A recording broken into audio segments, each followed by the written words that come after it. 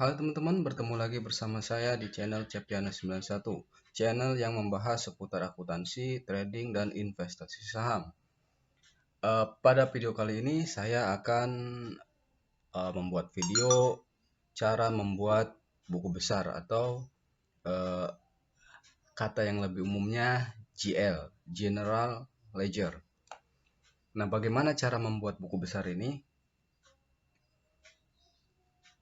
Kita flashback dulu ke video sebelumnya agar teman-teman tahu alur pembelajarannya. Dasar dari soalnya ini adalah yang Wulandari menanamkan uang sebesar 80 juta. Ini teman-teman bisa lihat sendiri. Ini adalah soal yang saya bahas. Nah, di sini diminta untuk membuat jurnal umum. Nah, ini adalah jurnal umum yang saya buat sampai tanggal 31 Oktober. Ini adalah jurnal umumnya. Nah, kemudian sesuai dengan siklus akuntansi setelah jurnal umum itu maka akan kita posting ke buku besar. Nah, ingat ya, jadi istilahnya dari jurnal umum ke buku besar itu istilahnya posting. Ini biasanya sih banyak dipertanyakan guru atau dosen. Oke, kita mulai dari buku besar itu. Kalau di kelas ya ada beberapa macam. Tapi yang umum dipertanyakan itu, yang umum diminta oleh dosen atau guru itu bentuknya adalah T-account. T-account ini seperti ini. Ini Wulandari General Ledger for the month year ended Oktober 2020. Kita buat Kita buat judul dulu. Kemudian kita buat seperti ini, bentuk huruf T persis T-account. Oke, bagaimana caranya? Jadi dari jurnal ini kita ambil satu persatu setiap akunnya. Ini kan ada cash, share capital, prepaid office rent, cash, equipment, cash, dan seterusnya. Kita ambil satu persatu, misalkan kita ambil cash dulu ya. Ya bukan misalkan, memang urutannya harus cash dulu karena cash itu adalah akun nomor satu.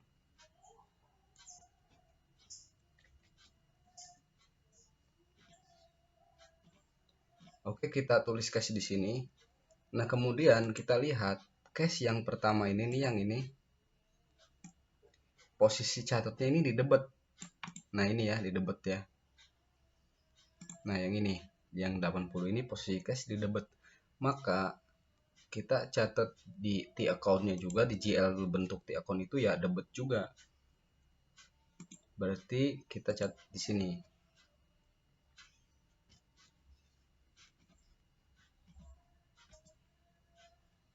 Nah, kita kasih tanda ini adalah transaksi tanggal sesuai yang di jurnal ya, tanggal 1 Oktober. Oke, kemudian kita cari lagi cash yang lainnya. Karena sekarang kita lagi mengerjakan cash dulu ya. Kita cari cash yang lainnya di jurnal. Kemudian setelah ini kita ketemukan cash lagi di transaksi nomor 2, tanggal 2 Oktober. Nah, ini ada cash 12 juta. Maka kita kopas juga angka yang 12 juta ini. Posisinya tadi di mana ya? Di kredit. Ya kan? Cashnya di kredit. Berarti kita catat juga di sini adalah di kredit.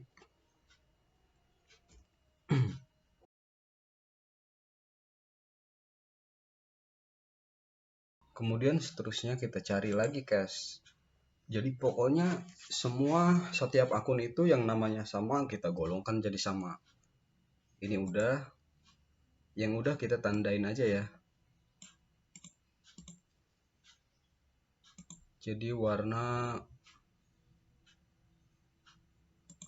biru.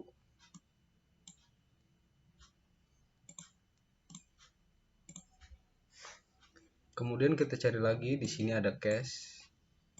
Ini kita ambil lagi 30 juta, posisinya di kredit. Berarti di sini ya.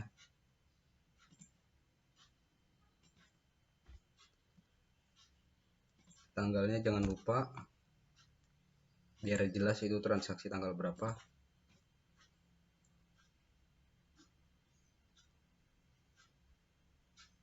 Kemudian kita cari lagi mana lagi cash. Nah, ini posisinya di kredit 5.000.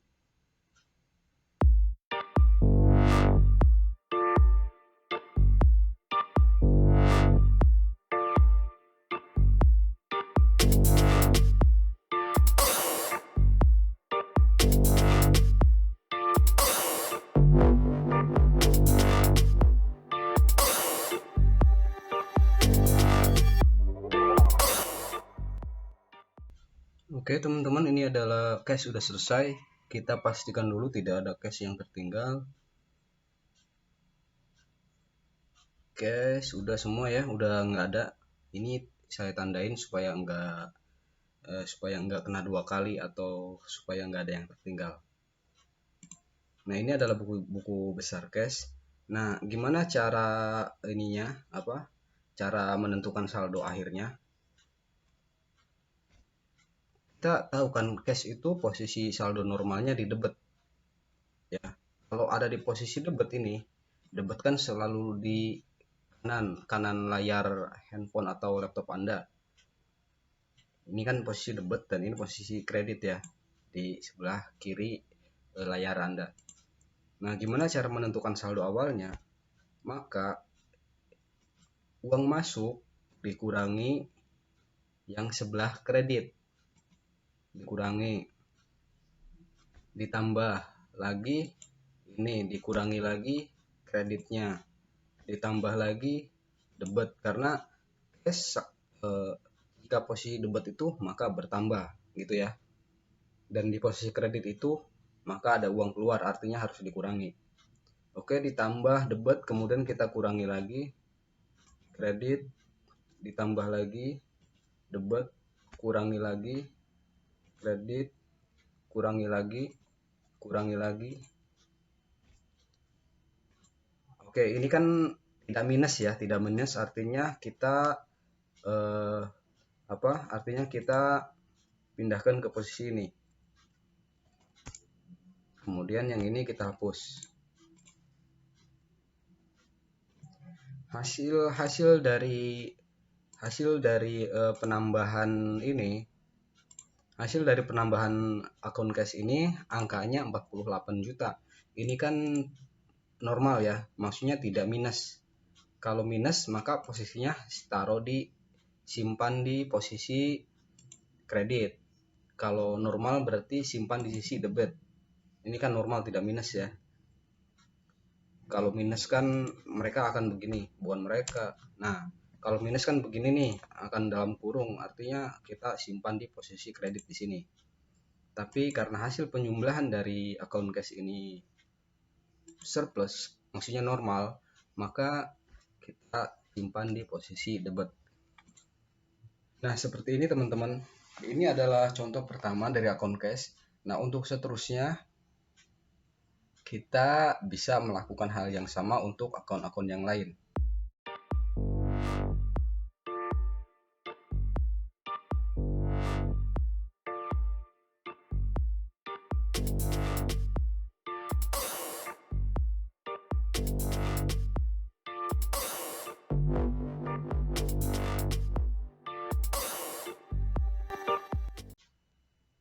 Ya teman-teman, di sini ada supply salon dan di sini ada office supplies.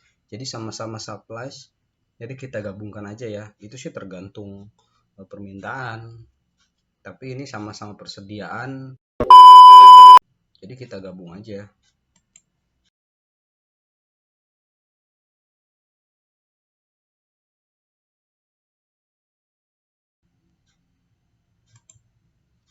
Nah, di sini kita lihat kita salon supplies ini, yang ini salon supplies kita masukkan ke supplies. Tapi yang atas jangan dimasukkan ya. Coba kita lihat lagi. Yang atas ini salon supplies expand, itu jangan dimasukkan ke salon supplies karena ini akun yang berbeda. Ini expand beban ya. Jadi ini saat sudah menjadi beban dan ini masih supplies, masih normal. Jadi ini harus dipisah. Jadi kalau memang ini akunnya sama, ya ngapain juga saya buat jurnal sesama akun kan kan nggak mungkin. Nah ini ada expense-nya ya, jadi artinya ini beban. Ini harus dipisah, jangan masuk ke supplies. Ini tandai kita udah ambil. Nah sekarang kita ambil yang ini, office supplies.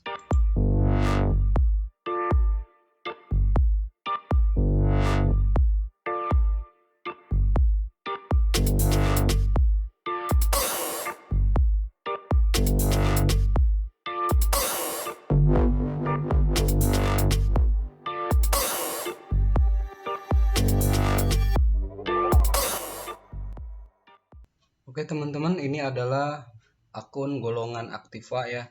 Cash, peralatan, piutang, persediaan, maksudnya perlengkapan, sewa dibayar di muka. Ini adalah akun golongan aktiva. Nah yang saya blok kuning ini adalah saldo akhir di tanggal 31 Oktober ya. Saldo akhir ini 31 Oktober.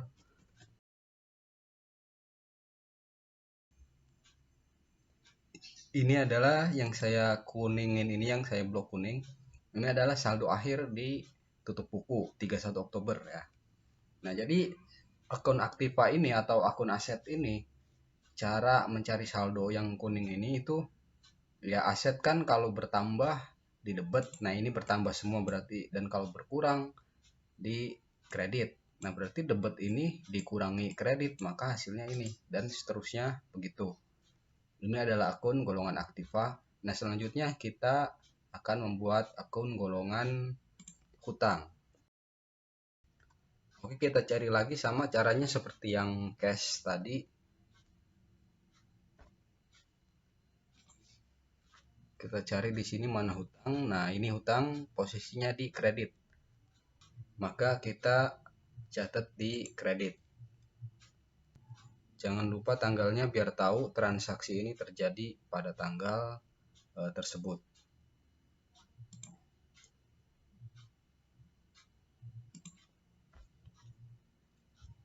Setelah itu kita tandai lagi agar tidak ambil dua kali. Artinya ini sudah kita ambil. Kita cari lagi hutang, di sini ada hutang. Masih posisi di kredit.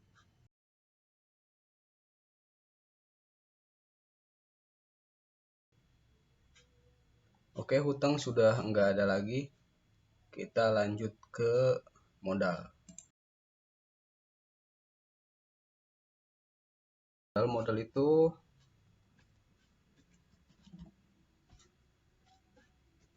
share capital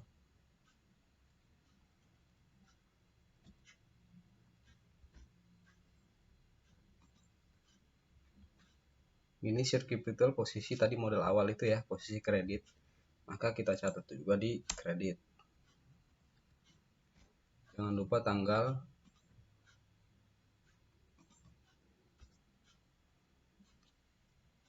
Kita tandain lagi kalau ini sudah kita ambil. Modal sudah nggak ada lagi. Kita lanjut ke pendapatan. Oh, ini saldo akhirnya belum. Ini akun payable itu hutang. Hutang itu saldo normalnya di kredit. Maka kita di kredit dulu. Nanti kalau plus minus maka kita tinggal pindahkan aja. Pertama, ini tanggal 4 Oktober. Ini kan tanggal 7 Oktober. Ini tanggal 7 Oktober dan ini tanggal 4 Oktober. Otomatis transaksinya ini terjadi yang tanggal 4 dulu ya. Berarti tanggal 4 punya utang 3 juta, dikurangi pembayarannya 1 juta, ditambah lagi hutangnya di tanggal 5 Oktober. Maka saldo akhirnya itu 4 juta. Nah, kalau hutang ini posisi catatnya di kredit karena hutang saldo normalnya di kredit. Gitu ya. Modal begitupun dengan modal. Modal ini kan posisi normalnya di kredit juga kan, maka kita tulis di kredit.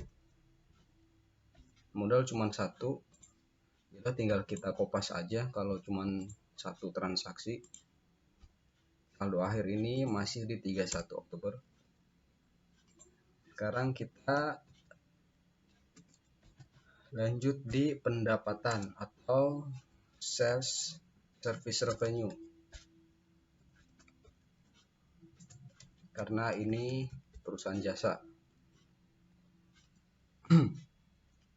Pendapatan pun saldo normalnya di kredit ya teman-teman, jadi kita tetap di kredit dulu.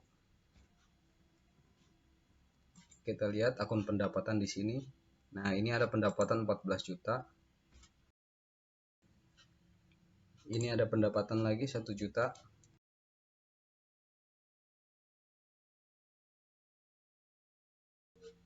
Oke teman-teman, ini adalah pendapatan di periode ini. Jadi totalnya ada 3 transaksi pendapatan yang bisa teman-teman lihat sendiri. Nah, posisi pendapatan ini kan normalnya di kredit, maka kita tinggal tambahkan aja langsung.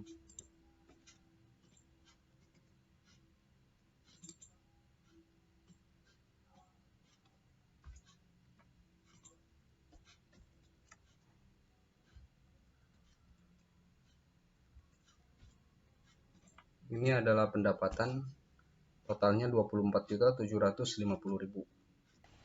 Selanjutnya beban umum atau general expense. Nah, general expense ini sama juga kita lakukan kopas apa adanya dari jurnal. Ya, pertama kita lihat ini ada salary expense, beban gaji. Nah, beban gaji tinggal kita pindahkan aja, ini 1 juta posisinya di debit.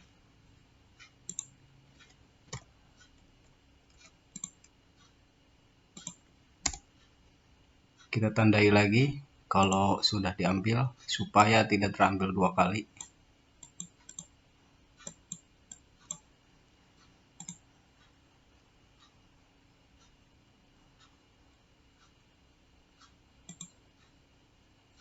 Kemudian ada beban listrik.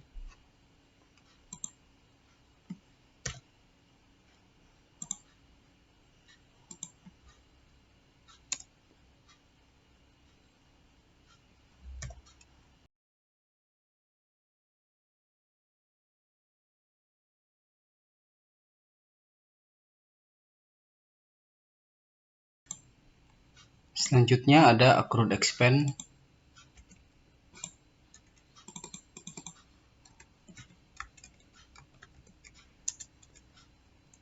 Accrued expense ini akun golongan hutang ya teman-teman. Jadi accrued expense ini beban yang masih terhutang. Jadi kita punya beban tapi belum kita bayar. Selanjutnya ada dividen. Dividen itu adalah FRIP atau laba yang dibagikan.